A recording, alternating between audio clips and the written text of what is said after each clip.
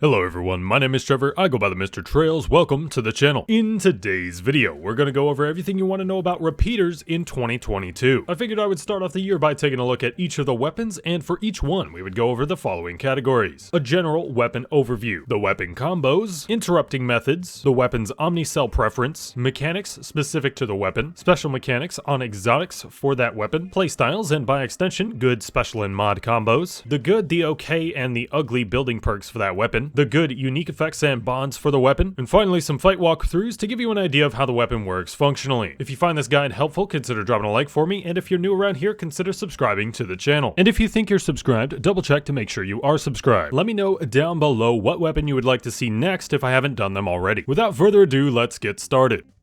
To summarize repeaters in a couple of sentences, they are a faster hitting weapon that lacks combos, but are made slightly more complex with unique mechanics that force them into fighting at close range. They will seem weaker in the early game, but find consistent damage output in the end game, and particularly rewards players that can both take advantage of their part-breaking capabilities and avoid taking any damage themselves. Here's where we would talk about the weapon combos and which ones are optimal on other weapons. However, since repeaters are guns, they understandably don't really have weapon combos, so let's just go over their moveset. Your default binds to fire them is left click, right trigger on Xbox, R2 on PlayStation, or ZR on Switch. To reload, it's R on keyboard, right bumper, R1 or R. Fun fact, repeaters are the only weapon that gets to have two specials at the same time. To use the chamber ability, it's right click, X on Xbox, square on PlayStation, or Y on Switch. And to use the grip ability, it's Q, Y on Xbox, triangle on PlayStation,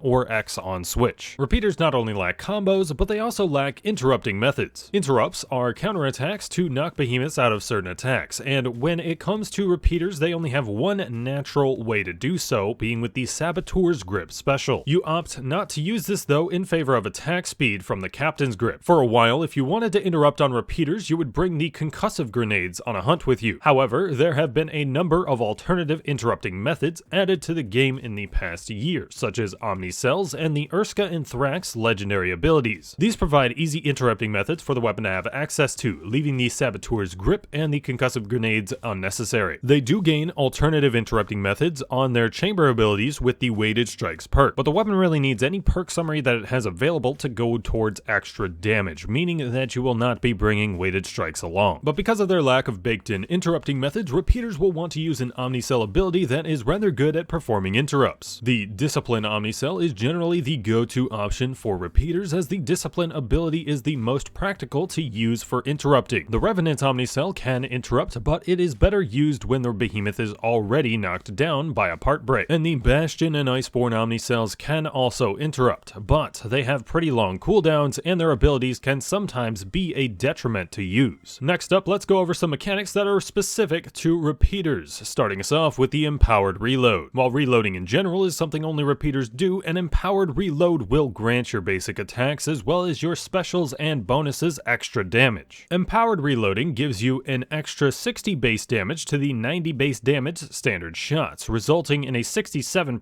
multiplicative damage increase. Making sure your shots are always empowered is crucial to playing repeaters, as they will hit like airsoft pistols otherwise. You get an Empowered Reload by simply reloading close to a behemoth, and there is a special symbol on the reticle to denote when you would get an Empowered Reload. Empowered Reloading is one of the very few mechanics in the game that change on a weapon based on how close or far away you are from the behemoth. But repeaters actually have another one of these mechanics, being Damage Falloff. Damage Falloff is a mechanic for guns in certain video games, where standing further away will make bullets deal less damage. In Dauntless, the standard repeater shots have 4 damage ranges: 100%, which is being less than a few meters away from the behemoth, 60%, which is your sort of mid-range area, 5%, which is pretty much halfway across a fighting arena, and 0%, where it does no damage at all. Each of these damage fall-off ranges has a different symbol on the weapon reticle, being a white circle at 0% range and becoming a progressively larger red reticle as you get within full damage range. And different abilities on the repeaters actually have different damage fall-off ranges. Credits to Segemsum for this info. This last last mechanic is not actually a mechanic, but more a bug, but it is definitely a big deal when it comes to top level repeater play. In your settings, there's an option to automatically reload your repeaters when at 0 ammo, and while this makes playing the weapon a bit easier, it is actually detrimental to your DPS. There's a bit of a delay between when you hit 0 ammo and when the setting actually reloads your repeaters. If you manually reload your repeaters instead, you will save several seconds per fight. Next up, let's talk about the exotic repeaters, the Twin Suns. These are available for purchase in the Platinum Store, which you should not do because they are available in the Trial Shop from Lady Luck for free. The Twin Suns are a crit-focused version of the repeaters, and instead of bonus damage from an empowered reload, it provides bonus critical chance. Each time you land a critical, you will receive a cooldown reduction to their unique weapon special, the Mag Bomb mode. They also have a unique dodge from their grip ability, which can send a few bonus shots at the behemoth when dodging through an attack. Because of their grip ability, they tend to prefer the Extraction Catalyst mod. The Twin Suns are typically only used in casual play and lack true damage at higher levels of play. Part of this is due to them not being able to gain elemental advantage against behemoths, but also because weapon unique effects of standard repeaters bring them to a higher level that the Twin Suns can't reach. But this does provide a unique playstyle option that quite a few people enjoy. There are a few other playstyles for the weapon, but the repeaters kind of lack true diversity when it comes to the playstyles. At the weapon's core, you are basically just shooting the behemoths and using their specials as they become available. The grip ability on any playstyle for standard repeaters is the Captain's Grip, as providing a large attack speed boost both for yourself and for your teammates is extremely valuable. However, there are certain reasons to use each of the chamber specials. The main chamber special used currently is the Marksman Chamber, as it not only provides you a massive damage bonus and makes breaking tough parts very easy, but it also provides a smaller damage bonus to all of your teammates when hitting the marked part. The Salvo and Full Bore Chambers do have applications in behemoth speedrunning, the Full Bore Chamber being good for longer behemoths, and the Salvo Chamber being good for lower core and part health behemoths. On each of the chamber specials, what is usually the go-to weapon mod is the Tactician's Magazine mod, as reducing the cooldown on abilities allows you to have the Captain's Grip attack speed as well as the Marksman Chamber ability on permanent uptime. The Marksman Chamber can also opt for the Precision Sights mod, which can offer some slightly better results in more controlled situations like trials. And the Lucky Magazine mod has been sort of a wildcard mod previously that's mostly fallen out of favor since the Pulse Cell was introduced, but would still be an alright choice. The main, most viable playstyle on repeaters is the Marksman Chamber, Captain's Grip, and Tactician's Magazine combo, and this playstyle will help you learn the importance of part focusing and stun locking for all weapons. As if you don't focus on shooting particular parts, you usually won't be able to make up for it with a stagger or interrupt. Now it's time to go over some building perks. We are only going to go over damage related perks, and I have separated them into a few categories. We have tier 1, which is a good to a must-have damage perk to have on the weapon. We have tier 2, which is an okay choice, but you would rather have something better. And then we have tier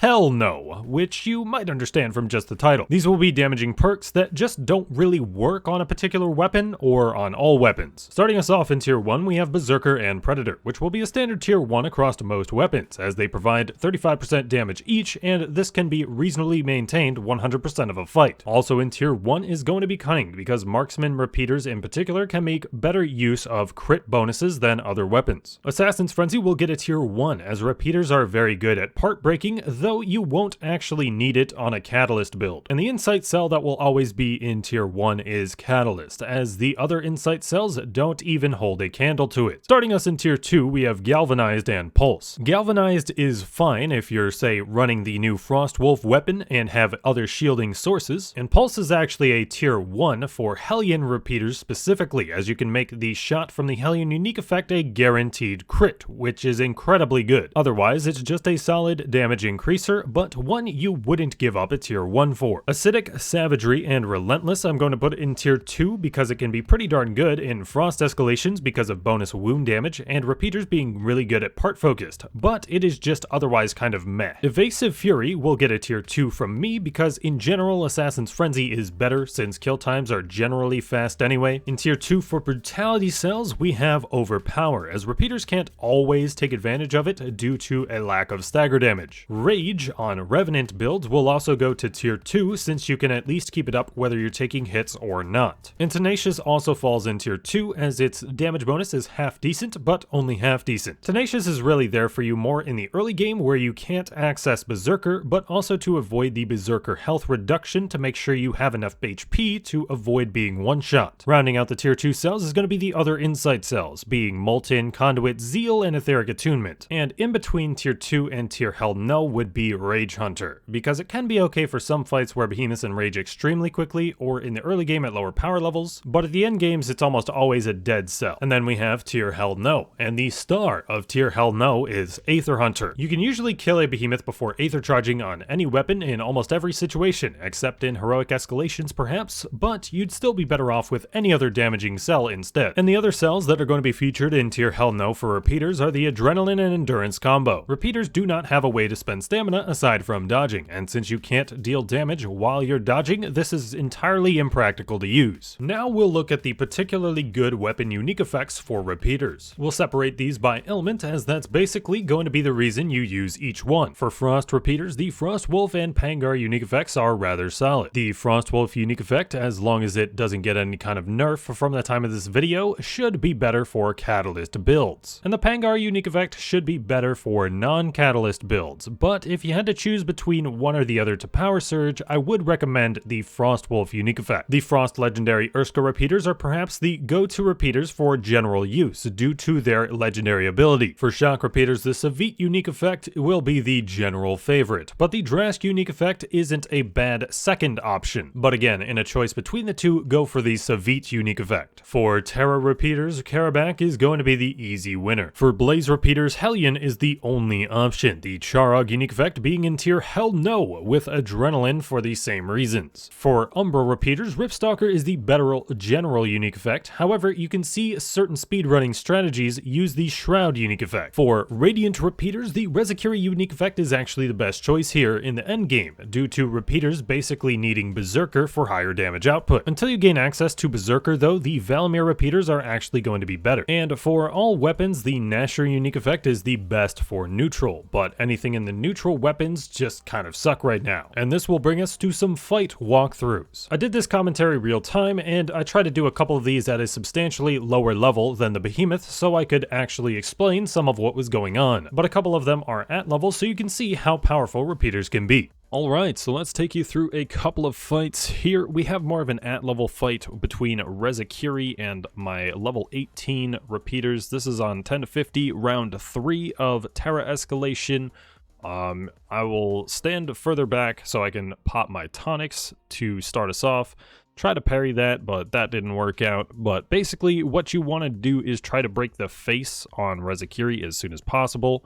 Rezakiri and Karabak are the two behemoths that have like the longest amount of time that they will be on the ground for after a part break. So they can actually be pretty easy fights with the repeaters. So after I broke the face there, you can see I immediately start going after claws next. That claw immediately breaks. And then after I break this claw, I will actually continue to actually hit it because I know that it's probably going to die by the time it gets up with all of those crits going on. Alright, and then here we have a level 23 Embermane on Blazeworks that I am fighting with level 15 repeaters here actually, and we are going to see just how deadly they can be. Both of these have been with the Frostwolf unique effect, not really intentional on those ones. We had Styxians following me from across the map for some reason. But you see, after I get the interrupt, I just go for breaking this face as soon as possible. I did get the break, unfortunately I did not get any overpower uptime from the break itself. Kind of unfortunate. I'm gonna actually have the same thing happen with that second part of the face, I believe. Yep, it did happen.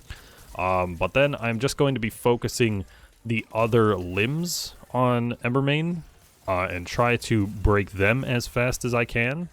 One thing to note about the Embermane fight, once it starts its enrage animation, you can't actually break it out of it. You can see how close this part gets to breaking right before it, but I wasn't able to do it immediately, and then there you see it breaks as soon as it gets out of the enrage animation. Yeah, you're basically just trying to focus every part you can. Do take damage, unfortunately, but it's fine. Its last leg should be broken soon. If not, it'll just die. But yeah, it just dies to this parry here. And then the Styxian just hops on me as it dies. And that is going to do it for this video. Hopefully this guide will stay relevant for longer than a couple of months. Once again, consider dropping a like if this helped you out or you think this would be helpful for newer Slayers. Subscribe to the channel if you have not already, and if you want to support me directly, you can become a channel member for only 99 cents and get some videos ad-free while you're at it. But I have been Trevor, I go by the Mr. Trails, and I will catch you guys next time.